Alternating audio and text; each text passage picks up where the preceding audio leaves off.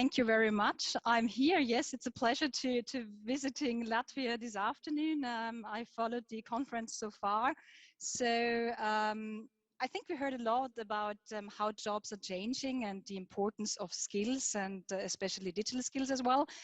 And also how important it is that we keep people digitally fit and that we are digitally fit. So I would move into how we approached it in Austria. And I just moved the slides, and just to be sure, you're receiving the slides, so I won't go in every detail and just highlight the most important things. So Austria is a quite prosperous and developed country, but of course we have room for improvement. And so if we look at the DAISY figures of 2021, we are expecting the new ones now in June for 2022. But looking at last year, we ranked in human capital under the top 10 European countries, but nevertheless, of course, room for improvement, especially if we look into the usage of online courses and the willingness of people to really learn and use time to learn, and also companies offering digital upskilling measures. We could be definitely better. Also, if we look into the usage of digital technologies in our small and middle-sized companies, which comprise almost 99% of our companies in Austria, we see that they really lack in terms of taking advantage of digitalization. And we are not exploiting fully the potential that the digitalization brings to our country. And that was why we thought we have definitely a need, because it always starts with humans, and we need to keep people able to move on with the digital transformation and also to stay digitally fit. And I think you all know, the digital compass of the European Commission. So we know that already 90% of the jobs today require basic digital skills, and people still lacking them. 1/3 of people in Austria are still lacking basic digital skills. We lack also ICT professionals. So we have a structural shortage, not only in the EU, but also in our country. So for example, 20,000 positions in ICT couldn't be filled last year. So that's the one side. And on the other side, we know that beside reading, writing, and arithmetics, digital skills are the fourth cultural technique. So what to do? In 2008, we raised we raised a couple of questions, and in a joint effort of industry and politics, we moved on to answer these questions. And we asked, what are digital skills exactly? Because there are so many different explanations, and we heard today a couple of them. And how to give people orientation within this area of digital skills, and how we could also assure the quality of trainings when it comes to digital skills, how we fill the skills gaps, how we evaluate digital skills, and so on and so on. So these were really structural questions we had. What we did is we moved on and looked into competency models for digital skills all around the globe, and finally came back to Europe. And we decided to implement the digital competency framework of the European Commission that was already developed in 2013 and revised many times, recently in 2022 by the Joint Research Center of the European Commission. And we decided that's a really good start to give people, no matter if they are in school, no matter if they are working and employed, or if they are retiring or are in retirement, this is a pretty good framework to start with. And we decided on a 4-step strategy. We said, in these 4 years, and we are now in the 4th year since 2018, we want to achieve the following. We want to achieve standardization when it comes to digital skills in Austria. We want to provide evaluation tools for citizens, but also for companies, how to assess and evaluate digital skills based on this standard. How qualifications can give an orientation being referenced within this framework we decided on to use. And then finally, and that's the step we're in right now, is how to certify digital skills to really give people the chance to tap on the full potential of the labor market. I quickly go into the most important things and don't go too deep into, because you get the slides. So we, in 2018, we used the European Digital Competency Framework, but we made national amendments. So we moved on to to a 2.2 Austrian version because we found that we need certain amendments. For example, so the 5 areas are communication, collaboration, creation of digital content, safety, information and data literacy and problem solving, but we decided we also need a competency area which is called foundation and access, because this was definitely missing for us. We stepped in the same framework. We used single digital competencies in these 6 areas, and we stayed with the 8 competency levels that the European Commission recommended, which is from elementary foundation to innovative, highly specialized. And we set up a multidisciplinary expert task force run in the Ministry for Digital Affairs that is curating the model. And this is how it looks like. You get the slides. I don't go into details. In yellow highlighted, you see the areas we amended for Austria, but we stayed in the same framework and we stayed with the same levels. Yeah, and we also specified the levels, what it means to be on competency level 1, 4, and 8. Experts generally talk about that intermediate to advanced level should be the level that a person in employment should possess. So this is the area we really wanted to bring the Austrian population to with our efforts. So, but a framework is nice, you also need to do something with it. So we moved on to evaluation, and we developed different tools to help people to first self-assess themselves where they stand with the digital skills, called the checks, and how also their general digital knowledge is with knowledge-based questions called the quizzes. And we also provided for each tool micro-learning bits and also direct feedback features, so to enable people to learn while running through the DICCOMP evaluation tools. And we also have a pretty good database based on these evaluations, because 70,000 people so far have used it, and we have a cockpit behind where we can really evaluate in age groups, in regions, in different professional areas, how people self-assess themselves or how their digital general knowledge is. And here you see a couple of areas we are addressing. So we are always go very topic specific. So we say, what are the digital skills that you need to possess in everyday life, in the workplace, in general today, in the area safety in the digital world, artificial intelligence or data science. We are now working on blockchain and on IoT robotics, and you know, amending these tools with new technologies, because we really think that everyone needs to have a certain level of knowledge about new technologies to be able to really stay in the labor market. What do you get once you run through one of these instruments, and they are cost-free? You can do it in German or English so far. You get an individual digital competency profile where you see on which competency level you are, in which single competency or competency area, depending on the tool you're using. And you also get feedback, which you also get while running through the instruments. And these are how they look like. And I just want to bring one highlight. So we assessed also the area of safety in the digital world, and it's addressing areas like protecting devices, protecting yourself, protecting the environment, your health, and so on in the digital space. And we saw, and it's no matter which age group you take it, I took the 15 to 24 years old, because we always think that digital natives are so digital competent, and it's not the case. Self-assessed in the self-evaluation, the young ones and so the other age groups really self-assess themselves that they would be on an intermediate solid level, which means level 3 to 4. And once you go into the evaluation of the knowledge, so in the knowledge-based question tools, and the same people do these kind of tools, you see that it's only solid foundation, so mostly level 2.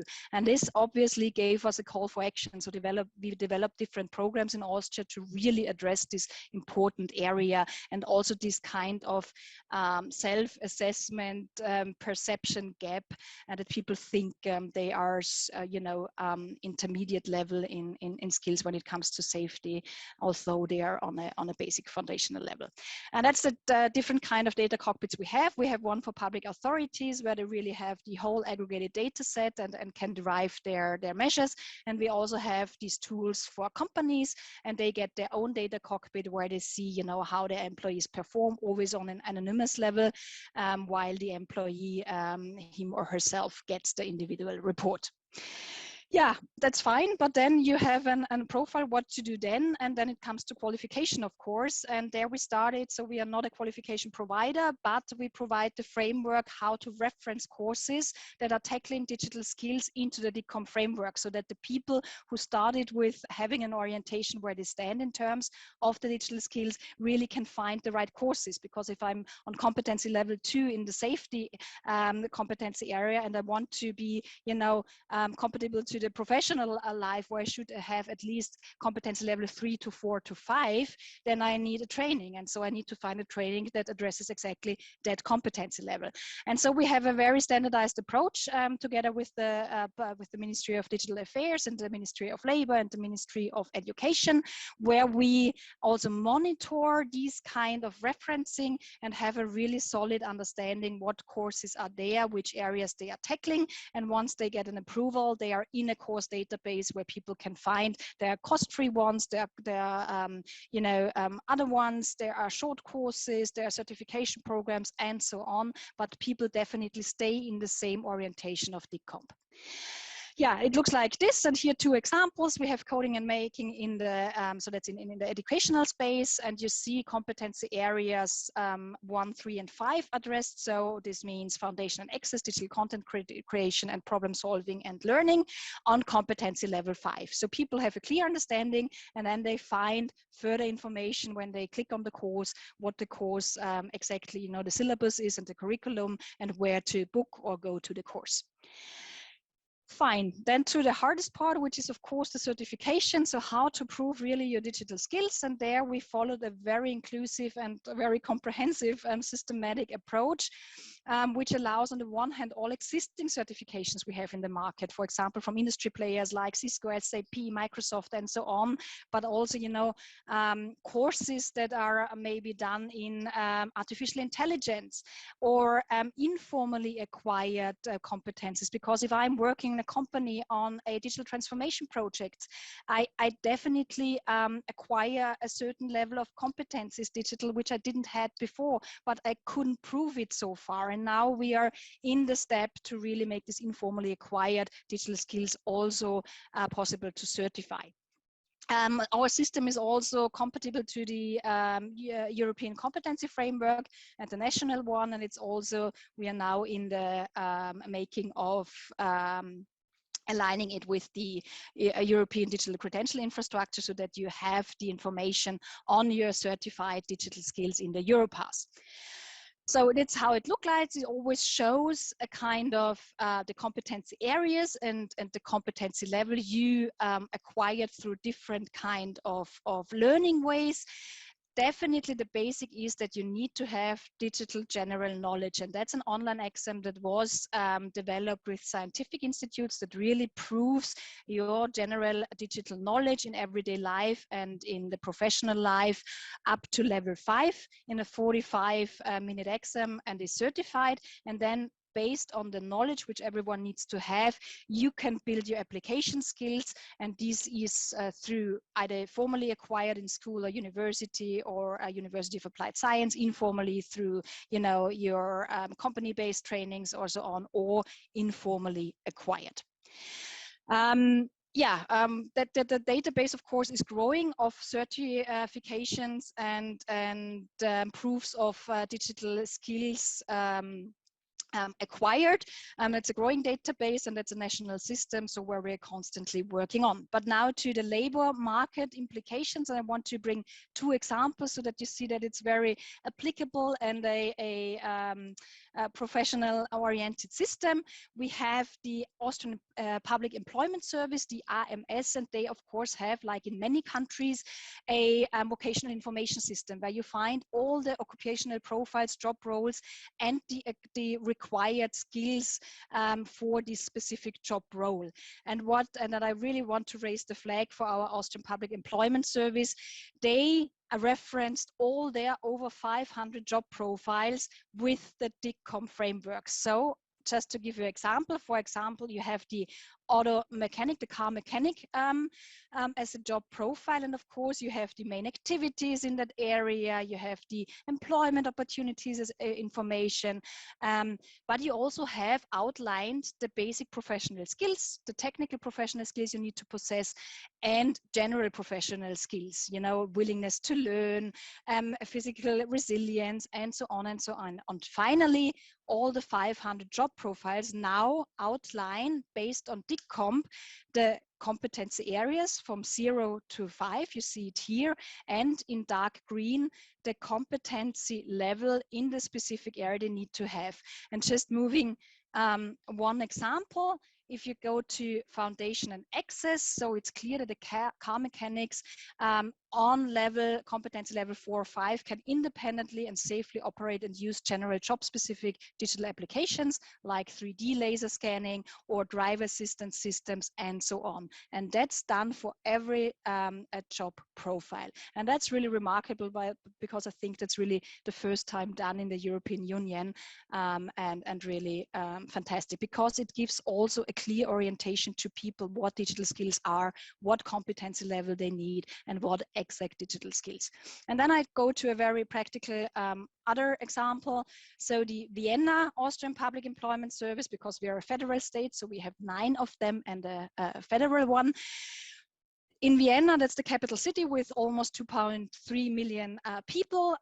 We have 4,000 unemployed people with ICT background, which means they have maybe done 20 years ago their training in ICT skills, or they are a IT system administrator but haven't worked in that area but have a certain kind of background.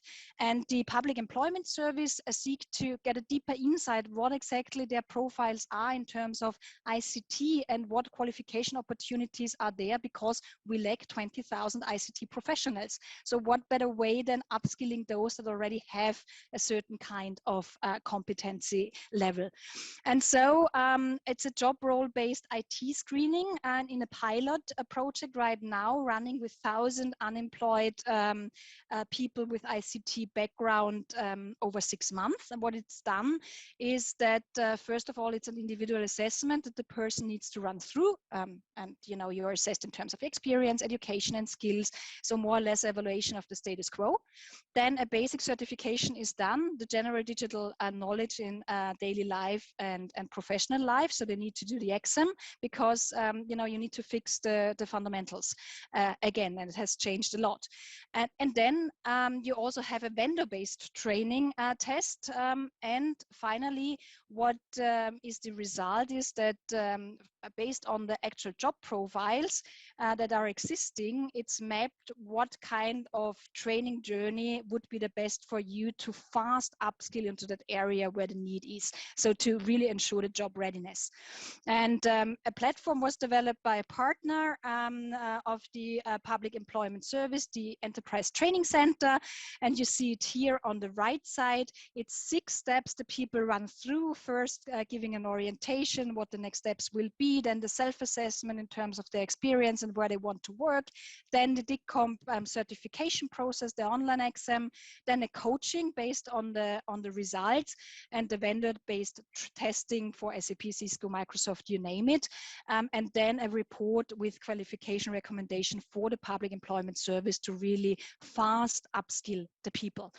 And it looks like that's an example of the profiling report. So the Public Employment Service gets a sunburst kind of mapping where you really can develop the people and what the best training efforts could be. So these are 2 examples how this DICCOMP is also deployed in really practical examples and pilot projects in the labor market.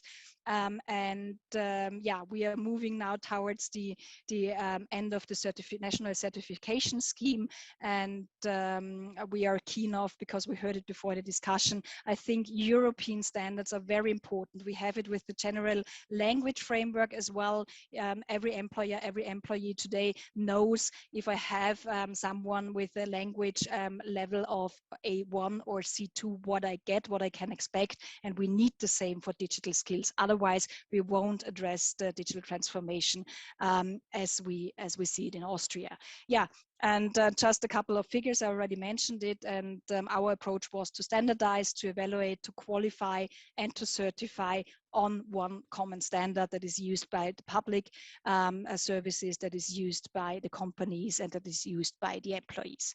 And I hope I kept my time, and yeah, thank you very much for the opportunity to speak here and to show how to implement DICCOMP based on a couple of examples. Wow, Ulrike, thank you. I mean, you've obviously been pretty busy.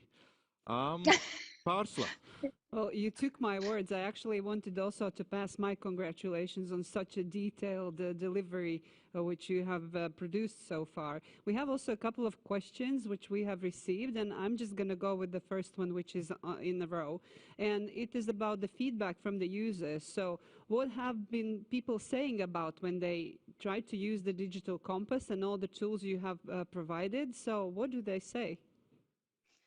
Well, as you can do it anonymously, and it was very important for us that it's low threshold. So if you are a citizen, you can go to our website, which we operate together with the Ministry of Digital Affairs, and you can do all the tools cost-free and anonymously. So what you get is your individual report, and we only get the aggregated data so that we have the dashboard analytics.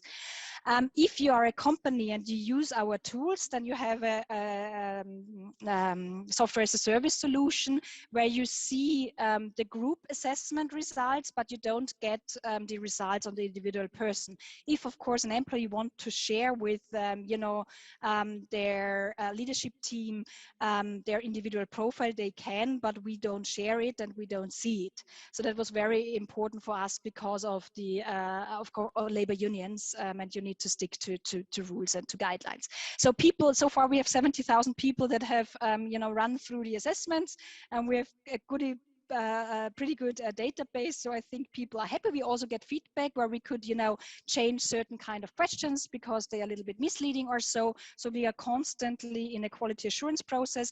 We also run intense scientific panels on the instruments every year, once a year, so to really amend the questions and the item sets so that we stay, bulletproof for people. Which I think is also an important learning, thinking of what we were discussing back today, that self-leadership or the willingness to change your own skills is the most important aspect of any journeys we are discussing today. Thank you very much. Yeah, thank you, Ulrike, and I especially appreciate the strides that you've taken towards moving towards this sort of common certification across Europe. I mean, exactly as you said, we have it for languages, we need to have it for digital skills, and of course other skills as well. And the work you've done is tremendous. So thank you so much for that and for sharing it with us. Thank you.